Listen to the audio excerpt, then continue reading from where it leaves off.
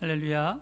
오늘도 수요 성경 공부에 함께하는 우리 행복한 교회 성도님들을 주님의 이름으로 환영합니다. 우리가 오늘은 요한복음 20번째 시간 우리의 영의 눈을 보지 못하게 하는 것들이라고 하는 주제로 함께 하나님의 말씀을 나누겠습니다. 우리 요한복음 9장 2절의 말씀을 함께 읽겠습니다. 제자들이 물어 이르되 랍비여, 이 사람이 맹인으로 난 것이 누구의 죄로 인함이니이까? 자기니이까? 그의 부모니이까? 아멘. 우리가 때로 사람들이 몸에 여러 가지 장애를 갖고 살아가는 사람들을 우리는 우리 주변에서 종종 볼 수 있습니다. 저는 종종 그 장애라고 하는 것들을 생각할 때 우리 몸에서 어떤 장애가 제일 불편하고 답답할까라는 생각을 할 때 시각장애인이라고 하는 생각을 하게 될 때가 많습니다. 앞을 보지 못하는 시각장애인, 많이 불편하고 또 답답하겠지요. 또 그로 인해서 찾아오는 수많은 고통들이 그에게 있을 것입니다. 하나님이 창조해 놓으신 이 아름다운 세계들을 볼 수 없다는 것이 시각장애인으로서는 답답함일 것이요, 또 사랑하는 가족들, 부모, 형제, 아내, 자녀, 그들을 내가 보며 그들의 아름다운 모습을 느낄 수 없다는 것이 아마도 큰 아쉬움 혹은 상처 혹은 답답함이지 않을까 생각해 봅니다. 그 시각장애인으로서 앞을 볼 수 없다라고 하는 것, 그래서 내 앞에 어떤 장애물이나 위험이 놓여 있다라고 하는 것을 알지 못함으로 인해서 또한 많은 위험에 노출되어지는 경우들도 우리는 종종 있음을 보게 됩니다. 오늘 우리가 보게 되는 요한복음 9장의 말씀에 보면 이러한 시각장애인이 한 사람 등장을 하고 그 시각장애인이 예수님을 만나는 장면을 우리에게 소개해주고 있습니다. 어느 날 갑자기 예루살렘이 아주 떠들썩해졌습니다. 이유는 나면서부터 볼 수 없었던 한 시각장애인이 어느 날 예수님을 만나게 되어지죠. 그리고 그는 예수님을 만남으로 인해서 놀라운 기적을 경험하게 됩니다. 그에게 놀라운 사건이 일어나는데 그것은 예수님으로 인하여서 앞을 보게 되어졌다라고 하는 것입니다. 그가 몇 살인지 우리가 정확하게 아는 건 좀 어려울 수 있지만 그의 평생을 앞을 보지 못했던 그 시각장애인이 오늘 새로운 삶을 살게 되어졌다라고 하는 것이지요. 축하할 일이지요. 여러분, 그 예루살렘이 혹은 그 사람 주변이 혹은 그 가정이 축하하고 축제를 열어야 할 만한 상황이 놓여졌습니다. 그런데 아이러니하게도 그러한 상황이 이 예루살렘에는 전혀 다른 모습으로 보여집니다. 그것은 오히려 더 무섭고 더 살벌하고 또 공포스러운 분위기가 만들어지고 있는 모습을 우리는 요한복음 9장의 말씀에서 보게 되어집니다. 왜일까요? 라고 하는 말씀을 오늘 함께 나누려고 하는데요. 결론적으로 먼저 말씀을 드려본다면 그것은 다시 말하면 그 시각장애인이 앞을 보게 된 상황, 축하할 일이고 축제를 즐겨야 하는 그 상황을 오히려 살벌한 공포의 분위기로 만들어가고 있는 주인공들의 역할을 하는 사람들이 실질적으로는 영적으로 어두운 눈을 갖고 있기 때문에 그들의 눈이 그것을 축제로 볼 수 없는 시각을 갖고 있기 때문에 라고 하는 사실입니다. 자, 그렇다면 왜 이런 일들이 벌어지게 됐을까요?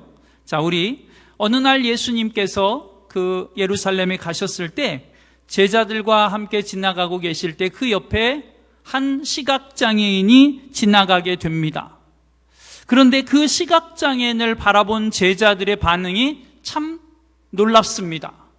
사실 제자들의 반응이 오늘 우리의 상식으로는 잘 납득이 되어지지 않는데 그 당시 유대인 사회에서는 가히 어떻게 보면 아주 일상적인 질문을 이 제자들이 예수님에게 하고 있습니다.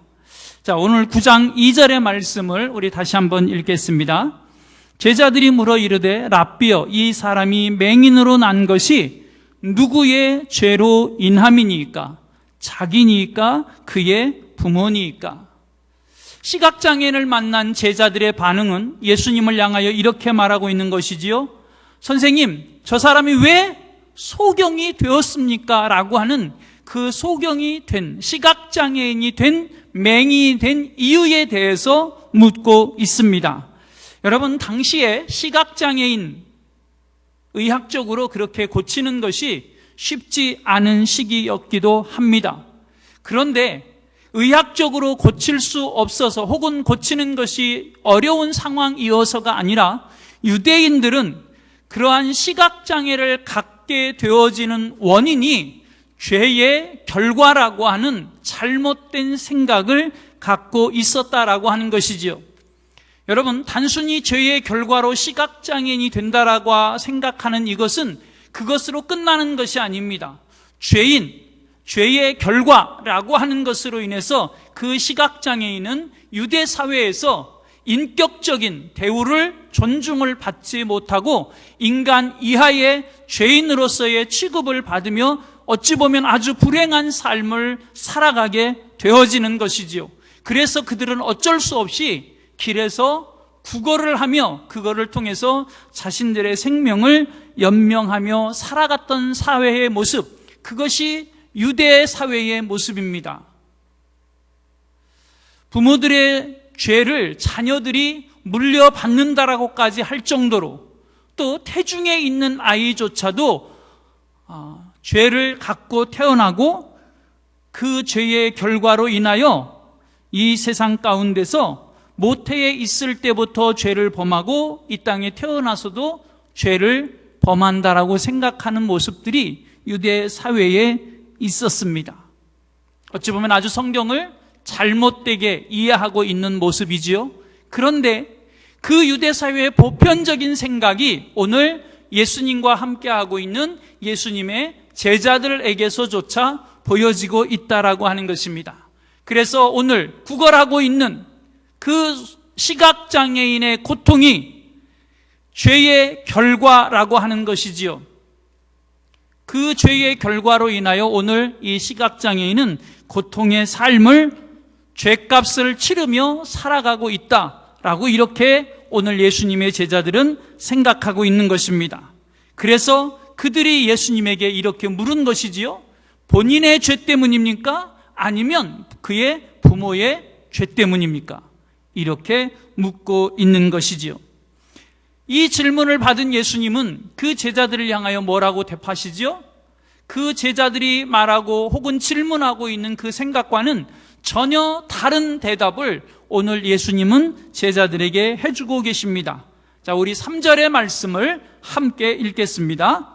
예수께서 대답하시되 이 사람이나 그 부모의 죄로 인한 것이 아니라 그에게서 하나님의 하시는 일을 나타내고자 하심이라. 아멘. 자, 오늘 예수님은 그 제자들을 향하여 죄의 결과라고, 그래서 그 죄가 누구 거냐라고 묻는 제자들을 향하여 예수님은 죄의 결과로 인하여 이 사람이 시각장애인이 된 것이 아니다라고 이야기하고 있는 것입니다. 여러분, 우리가 잘 아는 사실, 죄의 결과로 인하여 아담의 죄로, 불순종으로 인하여 우리 가운데 죄가 들어오고 고통이 들어오고 죽음이 찾아온 것이 맞습니다. 그런데 여러분, 우리가 이 사실을 인정하고 고백하면서도 잊지 말아야 할 것은 아담의 죄로 인하여 고통이 오고 죽음이 왔다라고 하는 그것은 죄의 결과에 대한 본질적인 설명을 하고 있는 것이지, 어떤 사람이 맞이하고 있는 그 고통의 상황 하나하나의 모든 결과가 죄의 결과로 인한 것이라고 일반화해서는 안 된다라는 것입니다. 죄의 결과로 아담 이후로 이 땅에 인류 가운데 고통이 찾아오고 죽음이라는 것이 찾아온 것이 맞지만, 우리가 삶을 살아가면서 만나게 되는 상황 하나하나의 모든 상황들을 죄의 결과로 일반화해서 해석하면 우리는 성경을 왜곡할 수 있다라고 하는 것이지요. 여러분, 우리가 잘 아는 구약의 욥을 보십시오. 욥이 왜 그렇게 아픔과 고통의 시간들을 보내게 됩니까? 그것이 죄의 결과인가요? 아니라고 하는 것을 우리는 욥기서에서도 볼 수 있지 않습니까? 여러분, 모든 상황의 고통을 죄의 결과라고 일반화하고 그것이 죄값이다라고 표현하고 그로 인하여 누군가를 향하여 단정지어 정죄의 자리로 나아가는 건 굉장히 위험천만한 생각이라고 하는 걸 우리는 기억해야만 합니다. 오늘 예수님은 이것이 죄의 결과가 아니라고 말씀하십니다. 그리고 아주 중요한 말씀을 하시죠. 그것은 하나님이 이 사람을 통하여 하나님이 하시는 일을 너희들 가운데 보이고자 하심이라, 나타내고자 하심이라. 하나님의 계획이 이 사람의 시각장애라고 하는 그 고통 가운데 있다라고 말씀하고 있는 것입니다. 예수님은 이 사람이 왜 시각장애인으로 태어나게 되어졌는지, 그 사람이 오늘 시각장애인으로 살아가게 된 원인 혹은 이유, 이것을 이야기하는 것이 아니라 그 시각장애인의 삶, 그 시각장애인의 모습을 통하여 하나님이 어떤 일을 계획하고 있는지, 하나님의 계획, 그 사람이 오늘 시각장애인으로 존재해야 하는 목적을 이야기해주고 있는 것입니다. 조금 어려운 표현을 쓰면 하나님이 이 시각장애인을 통하여 하나님이 계시하실 것이 있기에 그 목적 가운데 이 사람은 시각장애인으로 태어났다고 예수님이 가르쳐주고 있는 것입니다. 왜 태어났을까? 그런 모습으로 왜 시각장애인으로 태어났을까? 그렇게 태어나게 된 원인, 그거보다는 그 시각장애인의 모습을 통해서 하나님이 이루시려고 하는 하나님의 계획과 목적과 하나님이 드러내시고자 하는 계시에 관심을 갖고 있다라고 하는 것이지요. 여러분, 유대인들 그리고 제자들의 이러한 잘못된 생각은 오히려 하나님이 행하시는 일 혹은 그 안에 준비되어져 있는 하나님의 놀라운 계획을 볼 수 없는 닫혀진 영안을 가진 모습을 만들어주고 있는 것입니다. 그들의 영안이 흐려지고 영적인 시각이 닫혀져서 하나님의 계획을 볼 수 없고, 원인이 어디에 있을까, 사회적인 모습에 있을까, 이런 것만 따지는 흐려진 판단력을 보이는 제자들의 모습을 우리에게 보여주고 있습니다. 여러분, 오늘날 우리 크리스찬들에게도 여러분, 우리가 얼마나 잘못된 생각으로 인하여 하나님의 말씀을 왜곡하고 또 우리의 영안이 열려지지 못하고 우리의 영안이 닫혀지고 혹은 우리가 영적인 세계를 볼 수 있는 눈이 흐려져서 얼마나 우리가 하나님의 계획을 하나님의 말씀 안에서 보지 못하는 일들이 많은지, 또 성령의 인도하심을 받지 못하는 일들이 많은지 알 수 없습니다. 그래서 오늘날 크리스찬들 가운데서도 어떤 사람들이 있다고 우리가 알고 있죠? 토정비결을 보러 가는 사람들이 있고, 사주팔자를 보러 가는 사람들이 있고, 철학관에 가서 우리 아이의 손주의 이름을 지어오는 사람들도 있는 경우들이 있지요. 요즘은 다 스마트폰으로 뉴스 기사들을 보니까 좀 덜하긴 하지만 예전에 신문 지면으로 신문 기사를 읽을 때는 스포츠 신문에서 오늘의 운세들을 보는 일들이 많이 있었지요. 왜 그럴까요? 우리의 영안이 하나님의 말씀에 깨어있지 못하고 우리의 잘못된 생각으로 우리의 영안이 흐려져 있고 닫혀져 있기 때문에 벌어지는 일들입니다. 그래서 우리는 하나님의 말씀 안으로 다시금 끊임없이 나아가야만 하는 것입니다. 시편 19편 8절 말씀에 보면 여호와의 계명은 순결하여 눈을 밝게 하시도다 말씀합니다.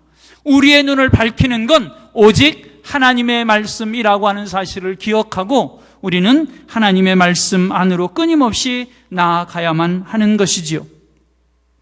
예수님은 이렇게 이 시각장애인의 삶을 살게 된 이유를 이야기해 주시면서 예수님은 자신이 누구인지를 또 한 번 제자들을 향하여 선포하고 가르쳐주고 계십니다. 우리 요한복음 9장 4절로 5절의 말씀을 함께 읽겠습니다. 때가 아직 낮음에 나를 보내신 이의 일을 우리가 하여야 하리라. 밤이 오리니 그때는 아무도 일할 수 없느니라. 내가 세상에 있는 동안에는 세상의 빛이로라. 아멘. 예수님은 자신을 일컬어서 세상의 빛이라라고 말씀하십니다. 다시 말하면 자신을 표현하기를 세상의 빛이라고 표현하는 이 예수님의 표현은 예수님의 공생애, 예수님의 삶의 모습, 예수님의 지상 사역, 하나님의 아들로서의 삶, 이런 것들과 아주 밀접하게 연결되어져 있습니다. 다시 말하면 예수님은 이 땅에 온 세상을 밝게 비추어서 온 세상을 능히 변화시킬 수 있는 능력을 가지신 하나님이시요, 그래서 이 땅에 오셨다라고 하는 것을 오늘 제자들을 향하여 가르쳐주고 있는 것입니다. 예수님이 왜 이 땅에 존재하셔야만 하십니까? 왜 존재하시고 계십니까? 그것은 이 세상의 빛을 비추어내기 위함이라고 하는 것입니다. 다시 표현하면 아직 예수님을 만나지 못해서 어둠 가운데 있는 사람들을 예수님이 주시고 선포하시고 보여주시는 생명의 빛 가운데로 나아올 수 있도록 어둠 가운데 있는 사람들을 예수님은 빛이신 자신에게로 초대하고 계시는 것입니다. 단순히 예수님은 육신의 질병을 치유하고 눈을 뜨게 하기 위한 빛이 아니라 영적 소경을 밝혀서 예수님이 주시는 생명의 자리로 나아오게 하시기 위해 예수님이 진정한 영적인 치료자이심을 보여주시기 위해 예수님은 지금 예수님이 세상의 빛이라고 선포하고 그 일을 위해 오셨다라고 말씀하고 계시는 것이지요. 예수님이 맹인을 보게 하십니다. 이제 예수님이 맹인을 보게 하시는 아주 중요한 목적, 그것은 하나님을 나타내 보이시기 위함이요, 그것은 예수님이 세상의 빛이요 구원자이심을 세상에 드러내서 세상의 수많은 사람들로 하여금 그 생명의 빛 가운데로 나아오게 하기 위함이라고 하는 것입니다. 이 일을 이루어 가시는 예수님이 하나님이 하시는 일을 그곳에 있는 모든 사람들에게 보여주시기 위하여 이 소경에게, 시각장애인에게 행하시는 모습이 하나 있습니다. 자, 우리 9장 6절로 7절의 말씀을 함께 읽겠습니다. 이 말씀을 하시고 땅에 침을 뱉어 진흙을 이겨 그의 눈에 바르시고 이르시되 실로암 못에 가서 씻으라 하시니, 실로암은 번역하면 보냄을 받았다는 뜻이라. 이에 가서 씻고 밝은 눈으로 왔더라. 아멘. 예수님은 이 시각장애인이 누구의 죄로 인하여 이렇게 되었습니까? 라고 묻는 그들에게 하나님이 하시는 일을 나타내 보이고자 함이라 라고 말씀하십니다. 그리고는 아주 이해 안 되는 행동으로 하나를 보여주고 계십니다. 그것은 침을 흙에 뱉어서 그 흙을 침으로 버무려서 그 소경의 눈에 발라주십니다. 그리고 실로암 못에 가서 씻으라 라고 말씀하시죠. 그랬더니 아주 놀라운 일이 벌어졌는데 그 소경이 평생 보지 못했던 닫혀졌던 눈이 열려져서 하나님을 보게 되고 예수님을 보게 되고 세상을 보게 되는 놀라운 일이 벌어졌다라고 하는 것이지요. 여러분, 자, 예수님의 침에 이 소경을 뜨게 하는 그런 어떤 치료의 힘이 있는 것인가요? 여러분, 이 눈에 발라준 그 진흙이 이 소경의 눈을 뜨게 할 수 있는 어떤 힘이, 치유의 능력이, 그런 신비한 힘이 흙에 있는 것인가요? 우리는 그것이 아니라고 하는 사실을 잘 알고 있습니다. 그러면 왜 이런 일들이 벌어졌을까요? 오늘 예수님은 이 소경에게 하나님의 말씀에, 예수님의 말씀에 얼마나 그 말씀을 신뢰하고 그 말씀을 믿고 순종할 것이냐라고 하는 것을 말씀하고 있습니다. 다시 말하면 예수님의 말씀에 순종하고 믿음을 갖고 행했더니 눈이 띄어지는 기적이 일어났고, 이 소경에게는 앞을 보며 밝은 세상을 살아가게 되는 새로운 삶의 기회가 열려졌다라고 하는 것이지요. 여러분, 그것은 누가 선택한 것입니까? 예수님이 말씀하셨지만 소경이 믿음을 갖고 선택하는 것입니다.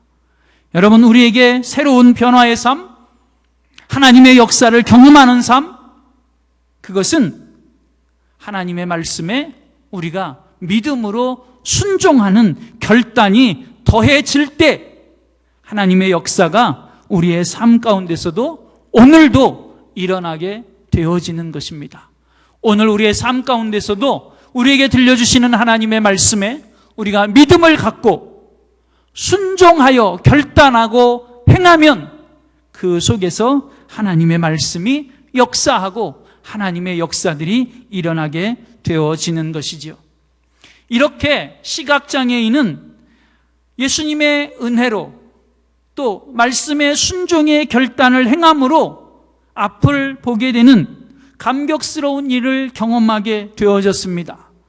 그런데 문제가 생겼습니다. 이 사람이 앞을 보게 되면서 사람들에게 가서 자신이 앞을 보게 됐다고 막 증거하고 다닙니다. 근데 이 모습을 본 바리새인들이 그를 잡아옵니다.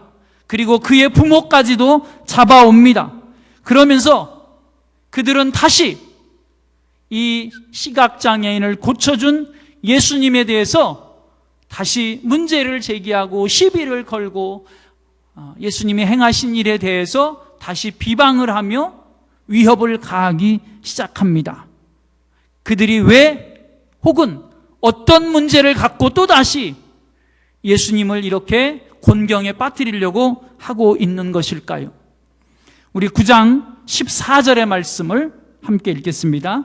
예수께서 진흙을 이겨 눈을 뜨게 하신 날은 안식일이라. 우리 16절 말씀 계속해서 읽겠습니다. 바리새인 중에 어떤 사람은 말하되 이 사람이 안식일을 지키지 아니하니 하나님께로부터 온 자가 아니라 하며, 어떤 사람은 말하되 죄인으로서 어떻게 이러한 표적을 행하겠느냐 하여 그들 중에 분쟁이 있었더니 아멘. 여러분, 지금 이 바리새인들은 예수님에 대해서 그 소경 시각장애인이 앞을 보게 된 그 기적을 통하여 또다시 문제를 제기합니다. 또다시 예수님을 공격합니다. 그런데 그 공격하는 이유가 무엇이냐면 그날이 하필이면 안식일이었다라고 하는 것이지요. 유대인들은 안식일에 아무것도 하면 안 되는 것이지요. 그런데 그날 그 안식일에 아무것도 하면 안 되는 날에 침을 뱉어서 진흙을 이겨서 그 소경의 눈에 발라주는 아주 어마어마한 일을 안식일에 예수님이 행하셨다라고 하는 것입니다. 여러분, 평생을 앞을 보지 못하고 살아가고 있었던 이 시각장애인이 예수님을 만나서 앞을 보게 되고 새로운 삶을 살게 되었으니 여러분, 축하해 주어야 하고 축복해 주어야 하고 또 그렇게 해주신 예수님에게 감사해야 되는 것이 아닐까요?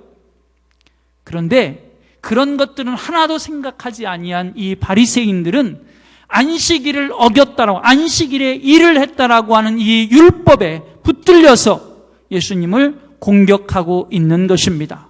예수님이 왜 이 일을 행하시는지를 보지 못하고 알지 못하고 있는 것이지요. 다시 말하면 바리새인들이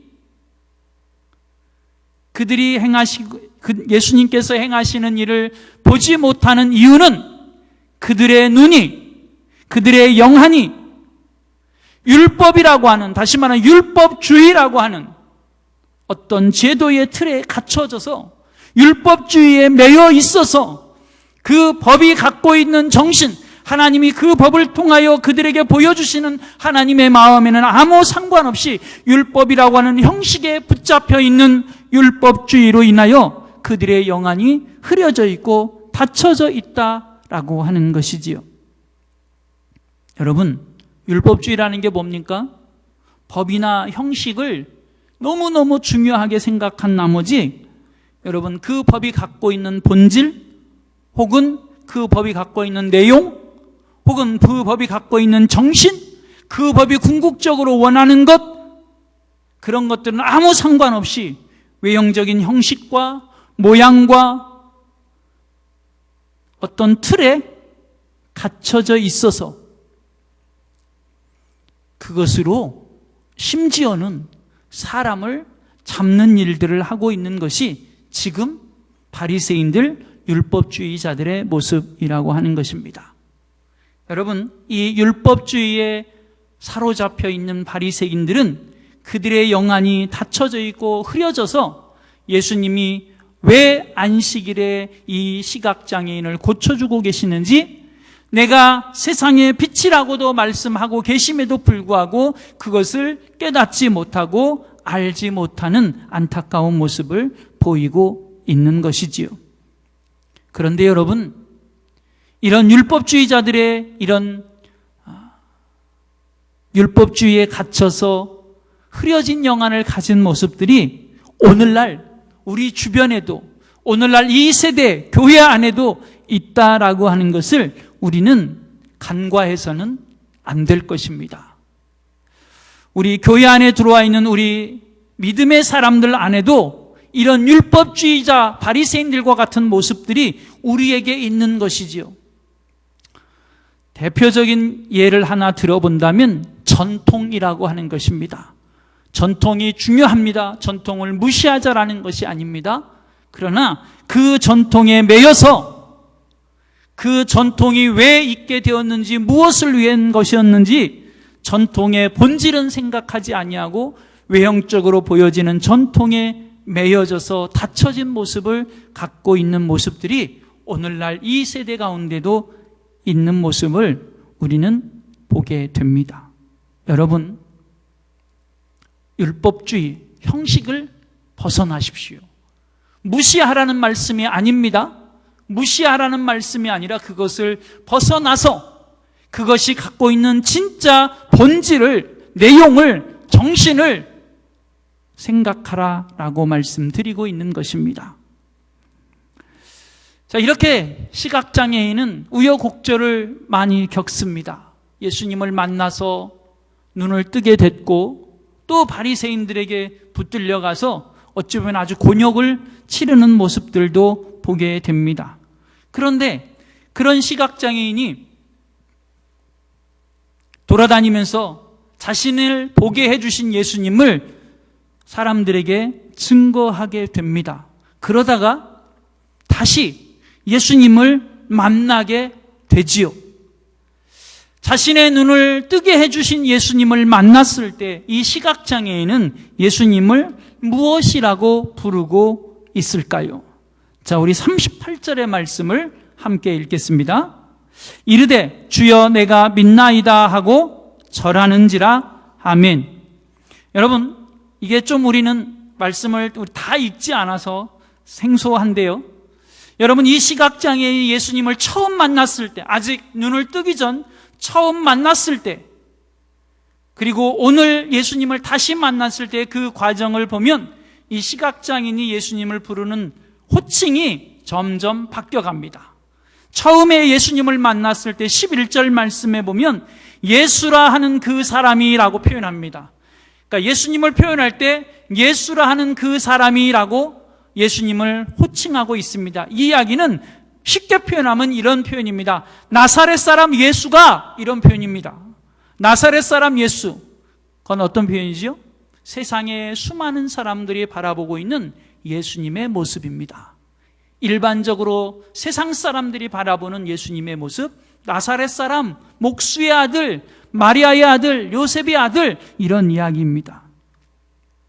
17절 말씀에 보면 그런데 이렇게 불렀던 호칭이 바뀌어집니다. 17절 말씀에 보면 대답하되 선지자니이다 하니, 선지자라고 예수님을 부르고 있습니다. 하나님께로부터 온 선지자라고 부르고 있는 것입니다. 그 이야기는 종교적인 관점에서 예수님을 바라보고 있는 것이죠. 그 사람 하나님이 보내주신 사람 같아. 보통 사람은 아닌 것 같아. 하나님의 말씀을 전하고 있어. 이런 이야기입니다. 평범한 사람이 아닌 것처럼 그렇게 부르고 있습니다. 그런데 38절 말씀에 보면 아주 중요한 게 예수님을 향한 호칭이 바뀌어져 있습니다. 주여 내가 믿나이다. 그리고는 그 예수님의 발 앞에 엎드려 절하는 모습을 보게 됩니다. 다시 말하면 이제야 비로소 이 시각장애인이 예수님을 하나님의 아들로 믿게 되었다라고 고백하고 있는 것이고요. 하나님의 아들로 믿고 고백함으로 인하여 그 안에 하나님 주신 영생의 선물을 갖게 되었다라고 말씀하는 것입니다. 이제 비로소 이 시각장애인이 세상 사람들과 구별된 참 믿음의 사람이 되었구나라고 하는 모습을 우리에게 보여주고 있는 고백입니다. 여러분, 우리는 예수님을 어떻게 바라보고 그리고 예수님을 어떻게 부르고 있을까요? 세상에 수많은 사람들이 부르고 있는 나사렛 사람, 그 사람 예수 이렇게 부르고 있을까요? 아니면 그 사람 하나님의 말씀을 가르치고 있네, 선지자인 것 같아 이렇게 부르고 있을까요? 아니면 그분은 하나님의 아들이십니다. 나의 주님이십니다. 나의 구원자이십니다. 그로 인하여 내가 구원을 얻었습니다. 이렇게 고백하고 있을까요? 사랑하는 여러분, 우리 행복한 교회 성도님들은 모두가 하나님의 아들, 나의 구원자로 고백하게 되기를 바랍니다. 자, 이렇게 이 시각장애인이 예수님을 바라보는 시각 혹은 예수님을 향하여 고백하는 표현이 바뀌어져 있는 모습을 봅니다. 그러면서 예수님이 그 바리새인들을 향하여, 그곳에 모인 사람들을 향하여 내가 이 세상을 심판하러 왔다라고 말씀하십니다. 자, 예수님이 하나님의 아들이심을 믿지 못하고 있는 이 바리새인들을 향하여 예수님이 내가 심판하러 왔다라고 말씀했더니 이 바리새인들이 그 말을 알지 못합니다. 그게 무슨 소린가 알아듣지 못합니다. 그러자 예수님이 그들에게 예수님이 가르쳐 주시는 말씀이 40절, 41절에 있습니다. 자, 우리 40절, 41절 말씀 함께 읽겠습니다. 바리새인 중에 예수와 함께 있던 자들이 이 말씀을 듣고 이르되 우리도 맹인인가? 예수께서 이르시되 너희가 맹인이 되었더라면 죄가 없으려니와 본다고 하니 너희 죄가 그대로 있느니라. 아멘. 여러분, 우리도 맹인인가? 라고 하는 질문은 우리는 맹인이 아니다 라고 이야기하는 겁니다. 바리새인들이. 그러면 우리도 맹인이 아니다 라고 이야기하는 건 우리는 다 알고 있다 라고 이야기하고 있는 것입니다. 여러분, 그 시대의 바리새인들, 성경에 대해서 가장 많이 아는 사람들이 맞습니다. 그런데 중요한 사실은 그렇게 성경에 대해서 다 안다라고, 제일 많이 안다라고 말하는 그들이 지금 자신들 앞에 놓여져 있는 하나님의 아들 예수 그리스도를 보면서도 보지 못하고 있는 소경의 모습, 시각장애인의 모습을 보이고 있는 것입니다. 왜일까요? 스스로 다 안다라고 하는 교만함에 잡혀져 있는 이 바리새인들은 자신들 앞에 있는 예수를 보지 못하는 시각장애인, 영적 시각장애인, 영적 소경의 모습을 보여주고 있는 것이지요. 그래서 41절에서 예수님은 이렇게 말씀하시는 거죠. 차라리 너희가 맹인이 되었더라면, 그러면 나를 보지 못했으니까 죄가 없었을 텐데 라고 말씀하는 것입니다. 그런데 너희가 다 본다고 하면서 너희 앞에 있는 나 보지 못하니, 너희 앞에 서 있는 하나님을 보지 못하니 너희가 진짜 소경이고 그것이 죄다라고 말씀하고 있는 것이지요. 다시 말하면 여러분, 예수님을 영접하는 사람은 누가 영접할 수 있는 것입니까? 그것은 자신이 보지 못하는 자라고 하는 것을 인정하고 받아들이는 사람, 그가 예수님을 영접하여 눈을 뜨게 되어지는 것이지요. 그러나 본다라고 말하면서도 예수님을 거역하는 사람들은 영원히 보지 못하는, 눈을 감게 되는 소경, 시각장애인, 맹인의 삶을 살게 되는 것입니다. 영적인 눈이 닫혀진 삶을 살게 되는 것이고, 이것이 오늘 죄요, 이로 인하여 심판을 받게 된다고 예수님은 말씀하고 있는 것입니다. 여러분, 예수님을 영접하는 자는 지금 보지 못할지라도 영접하여 눈을 뜨게 되는 은혜를 누리게 됩니다. 그러나 다 안다라고 예수님을 거역하는 자는, 다 보고 있다라고 예수님을 거역하는 자는 영적인 시각장애인, 소경의 삶을 살게 되어지는 것입니다. 여러분, 우리는 진짜 보아야 할 것이 무엇인지를 제대로 알고 보아야 합니다. 똑바로 봐야만 합니다. 보아야 하는 것을 보아야만 합니다. 이런 이야기입니다.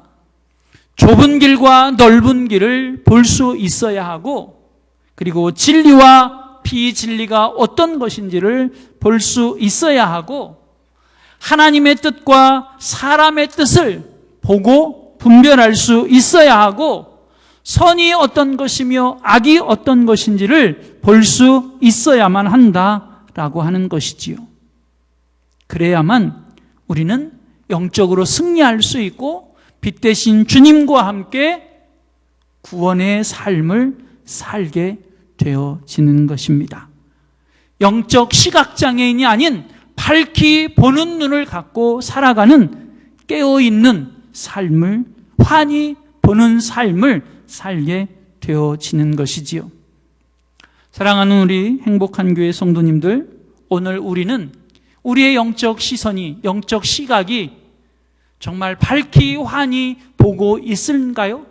아니면 율법주의나 잘못된 생각 혹은 교만함으로 인해서 우리의 영적인 시선이 흐려져 있거나 닫혀져 있거나 보아야 할 것을 보지 못하는 그런 모습들이 우리 가운데 있지는 않을까요? 하나님의 은혜로, 또 성령의 도우심으로, 성령의 역사하심으로 우리의 영적인 눈이 끊임없이 매 순간순간 매일매일 닦여지고 씻겨지고 떠져서 하나님이 우리에게 보이시는 진리를 보고 생명을 보고 구원의 은혜를 누리며 하나님 나라를 향해 담대하게 달려가는 승리의 삶을 살아가는 우리 행복한 교회 모든 성도님들이 되시기를 주님의 이름으로 축복합니다. 기도하겠습니다. 하나님, 감사합니다. 우리를 오늘도 하나님의 자녀 삼아주시고 보아야 할 것을 볼 수 있는 은혜를 주심을 감사합니다. 우리의 영안을 열어 주옵소서. 잘못된 우리의 생각이나 세상의 방법들로 인해서, 또 우리의 교만함과 우리가 붙들고 있는 어떤 형식을 중요시하는 율법주의의 모습으로 인해서 빛 대신 주님을 보지 못하고 진리 대신 하나님을 보지 못하는 영적 시각장애인이 되지 아니하도록 우리를 도와주옵소서. 성령께서 우리의 눈을 끊임없이 씻어주시고 뜨게 하시고 보게 하셔서 하나님이 보게 하시는 것들을 보게 하시고 하나님이 보기를 원하는 것들을 보게 하여 주옵소서. 우리의 영안이 환히 열려서 하나님의 비밀한 세계들을 보며 감사함으로 영광 돌리는 삶을 살게 하시고 또 승리하는 삶을 살게 하옵소서. 믿음의 길을 달려감에 있어 주저함이 없도록 도와주옵소서. 예수님의 이름으로 감사하며 기도드립니다. 아멘. 우리 교회 생활 안내해 드리겠습니다. 주일 예배는 교회 현장 예배와 비대면 실시간 예배를 병행하고 있습니다. 1부 오전 8시, 2부 오전 9시 30분, 3부 11시에 진행됩니다. 오후 예배는 1시 30분에 장년부, 청소년부, 청년부 연합으로 드려지고 있고요. 수요 성경 공부는 영상으로 띄워집니다. 주간 새벽 기도회는 가정에서 하늘 양식으로 합니다. 금요 기도회는 금요일 저녁 9시에 3층 예배실에서 현장 예배로 드려지고 있습니다. 우리 속별 전화 신방이 진행되고 있습니다. 기도 제목 우리 기록하셔서 전도사님께 제출 바랍니다. 교사대학이 다음 주 17일 주일에 두 번째 시간 준비되어져 있습니다. 신년 각부서 교회관 24일까지 제출해 주시기를 바랍니다. 입원 및 치료 중인 성도님들 빠른 치료와 회복, 영적 승리를 위해서 기도해 주시기를 부탁드립니다. 우리 성도님들 남은 한 주간도 주님을 바라보며 천국의 소망을 갖고 말씀 안에서 승리하는, 그래서 믿음의 길을 쉼없이 달려가는 우리 모두가 되어지기를 간절히 소원합니다. 감사합니다.